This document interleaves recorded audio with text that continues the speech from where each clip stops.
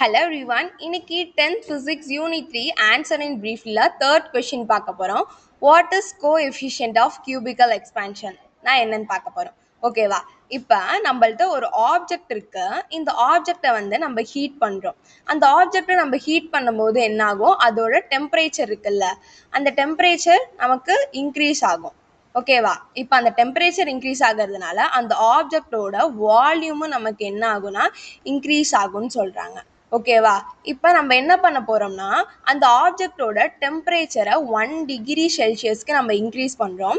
அப்போ அதோட வால்யூமே என்ன ஆகும்?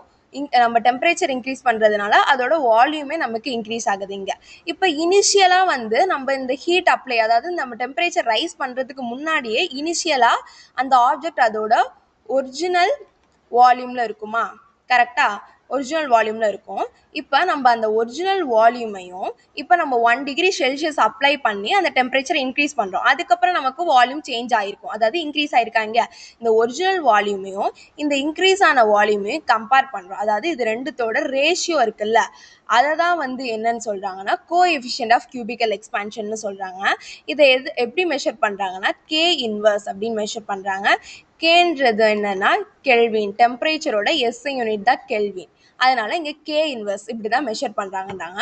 கோஎஃபிஷியன்ட் ஆஃப் கியூபிக்கல் எக்ஸ்பான்ஷனாக ஒன்றும் இல்லை, ஒரு ஆப்ஜெக்டை வந்து நம்ம ஹீட் பண்ணுறோம், அப்போ அதோட டெம்பரேச்சர் இன்க்ரீஸ் ஆகும், தென் அதோட வால்யூமே இன்க்ரீஸ் ஆகும். அப்படி நம்ம ஒரு ஆப்ஜெக்டை நம்ம 1 டிகிரி செல்சியஸ்க்கு நம்ம ஹீட் பண்ணும்போது அதோட வால்யூம் எவ்வளோ இன்க்ரீஸ் ஆகுதுன்றத அதோட அந்த ஆப்ஜெக்டோட ஒரிஜினல் வால்யூமோட நம்ம கம்பேர் பண்ணுறோம்.